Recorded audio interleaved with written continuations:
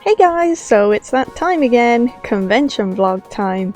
I am so super thankful and grateful to Megacon for giving me a creative pass for their London event, which was held in the Excel. I attended both days, so hopefully this video will be helpful, interesting, or just straight up entertaining. Angel Dust has walked a couple of carpets! For anyone who's interested in maybe attending this event next time. So Saturday of the event, I went as Angel Dust from Has Been Hotel, and I am so glad I took Angel Dust instead of Alistair, as Saturday was a lot busier than I expected and somehow extremely warm. When it's the middle of winter, but you're using your fan that you'd use in the summer. For a January event, I expected to be kind of cold as it's winter, but I was boiling and I was really glad I still had a fan in my bag from the previous summer convention. The first day we just kind of spent looking around, getting an idea of what was at the event, and surprisingly it was mostly an insane amount of stalls. But they were primarily indie artists, which for me was an absolute win, as I'm not really a big merch buyer unless it's something like rarer and imported from Japan, for example. So to see so many amazing indie artists selling all sorts was a big win. These are also probably my favourite things to see at the con, as I only really tend to buy from the artists at conventions. There was such a wide variety of things people had made, from insane 3D printed items, keychains, stickers, badges, all that kind of good stuff. It says rat on it, Ratty Lad. And things such as hand knitted and hand crocheted plushies. As I'm not really big on the non-artist based stalls, I do always take a look, but one of my favourite things that I've been noticing popping up at a few conventions now is this Gashapon stand.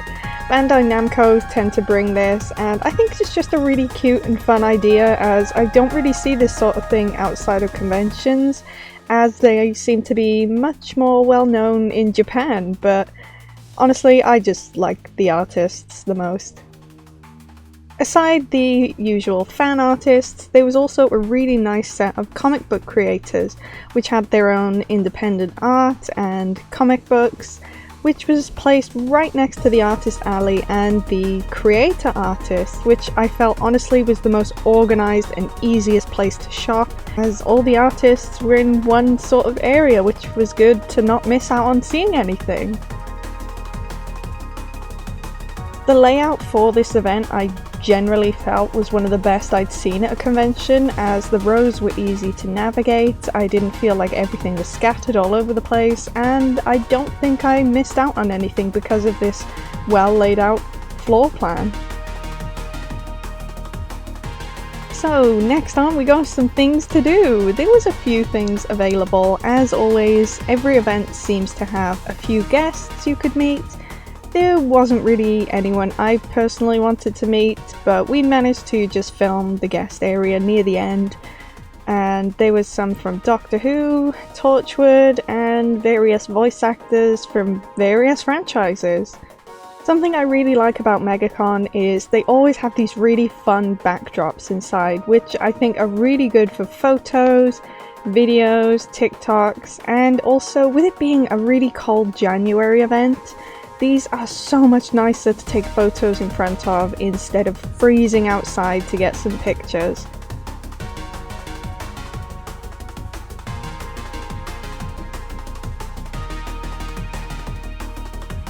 Something I don't usually do, but I decided to this time, was attend a cosplay meetup. I attended the Has Been Hotel and HELLUVA Boss meetup, which was so much fun. There were so many people who turned up. Everyone's cosplays were amazing, the organisers made it so easy to get photos with the groups, and it was just super nice. Something I also have to mention is a big shout out to whoever was organising this Helluverse, meetup is they made sure that everyone was over 16, as this show, well, both of the shows are not for children. There was a lot of meetups hosted over the weekend, and all of these are hosted by fans and are totally free. You can actually host your own meetups at Megacon, and if you apply for it online, they will put the information on their website. Even if you don't want to create your own, there's so many that you can take a look at and attend if you want to. For more things to do, there is also the gaming bus, which honestly we didn't look all that much into, and as primarily a gamer and streamer is a bit surprising. I think for me, mostly I enjoy seeing indie games or upcoming games I've not played rather than just sitting around and playing a game I've already played. But it is a really nice little area if you need just a chill time to sit down, rest, and escape the convention chaos for a bit. Day one I really did find a lot of fun, but like every event, they are not perfect.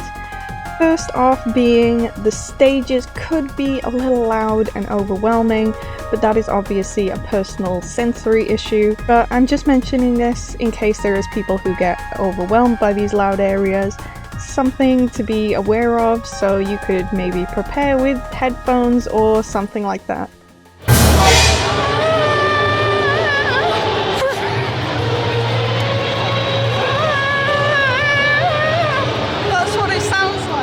The next thing that I found was a bit of a downside was we assumed there were no food stands.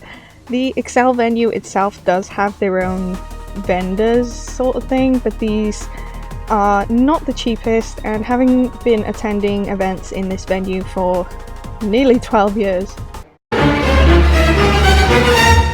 I personally wouldn't eat from these again. They've often been expensive and small portions and not the nicest of food quality either, which is why I tend to always bring my own food to these cons, little snacks.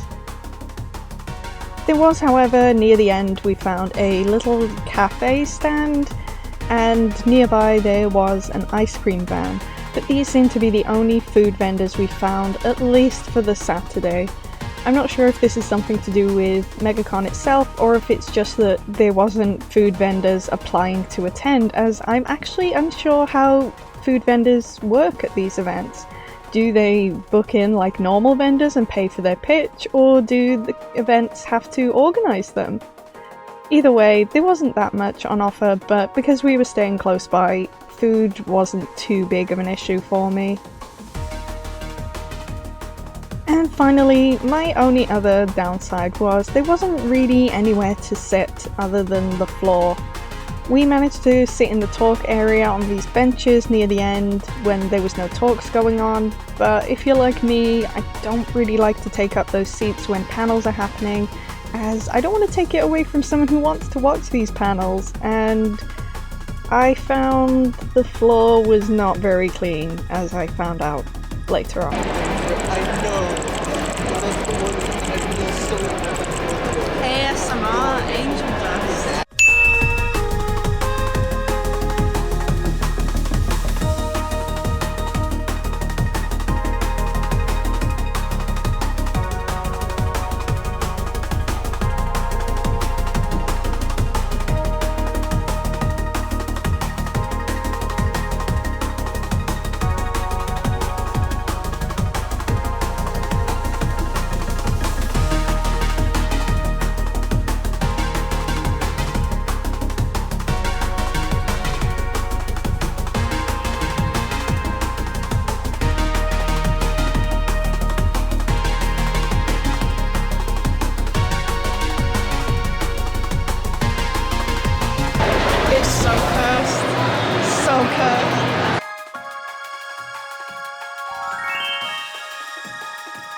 So once we headed back to the hotel, I noticed my poor brand new Squishmallow bag had become absolutely filthy from the convention floor. When con crud gets on your brand new Squishmallow, so you have to scrub it. Have you ever seen anyone at Comic Con scraping their squishmallow in the hotel sink.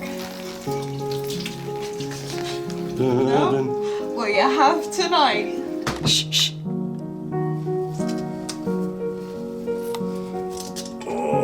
Squishy squelch. Have you ever seen someone scrubbing their squishmallow on a toilet seat in full angel dust cosplay? Well, I have now. Well, yeah, now. And somehow my angel dust tights and gloves had gotten gross too. Cleaning my angel dust skin.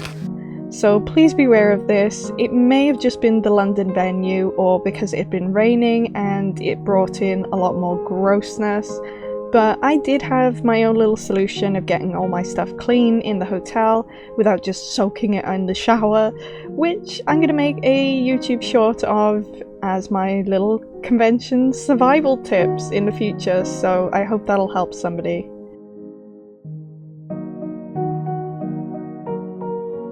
We then just kind of waited for our food and chilled in the hotel while we waited for the next day to roll on by.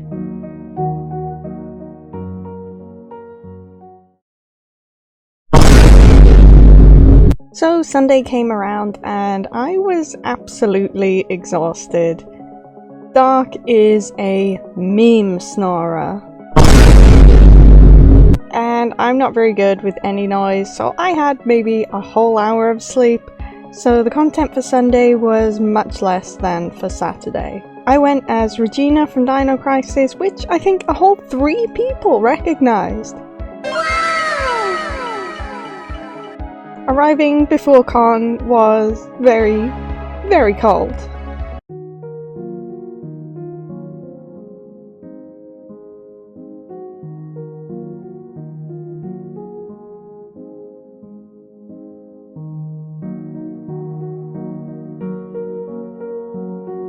We pretty much did the same thing, making sure we didn't miss any of the stalls, and my friend Alfie hadn't really got to look around much on Saturday, so he came around with us for looking at the stalls and getting those Sunday con bargains. We did see a few bits we didn't really get to look at, which was things like the steampunk Doctor Who area. This seems to be at a lot of conventions and is totally free to go and have a look at.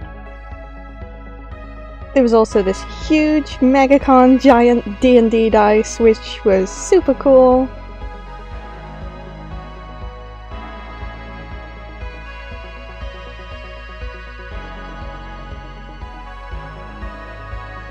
Best of all, my favourite entertainment, the floor clanger.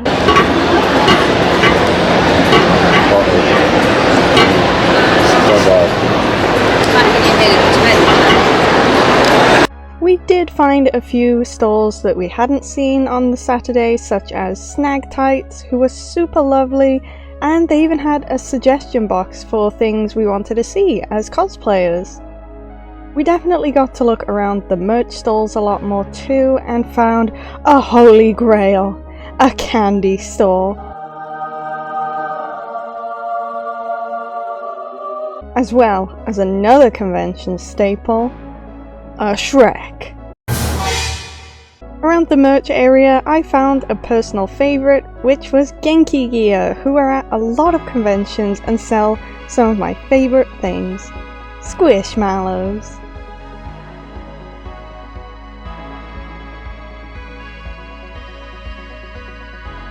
There's also the usual places like sword stalls, one which was next to the candy, and another, well, I'll get into that at the end. Alfie managed to get some convention bargains, which a lot of artists and dealers tend to do for the Sunday of cons. Bargain of the day. So, not only was this buy one get one free on A3 prints, we got this one and this one for free, but I also got a sticker for free as well. Free stickers. That's bloody brilliant, that. There was a few more things we spotted, like these prop setups. The Pirates of the Caribbean one represented how tired I felt.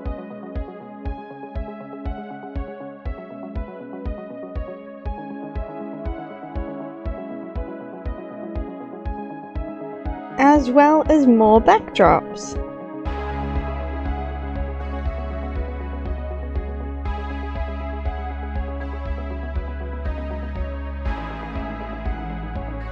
Something I always forget about but always find so useful at cons is this cosplay changing room.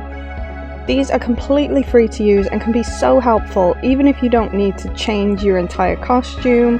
They tend to have big mirrors in there for things like wig and makeup fixes instead of using the gross bathrooms.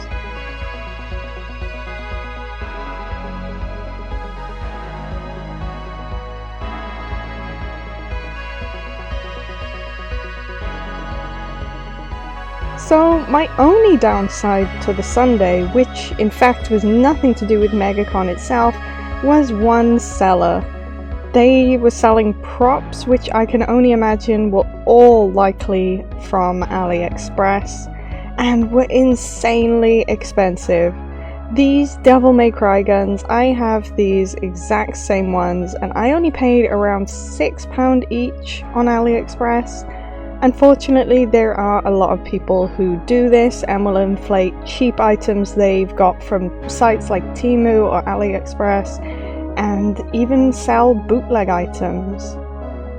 Thankfully, this was the only one I personally spotted, but let me know guys if you want me to make like a convention video on how I spot AliExpress fakes and bootlegs. And that was kind of it. I didn't do as much on Sunday, but here is my little con haul anyway.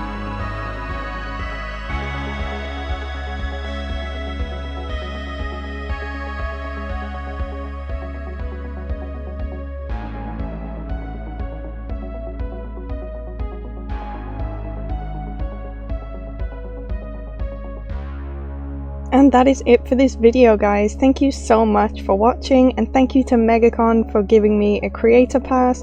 I hope I can attend more of your events and cover them as this was super fun. And if you're interested in more of my convention vlogs or any other random content, please don't forget to give this video a like and subscribe as it does help me grow as a smaller creator.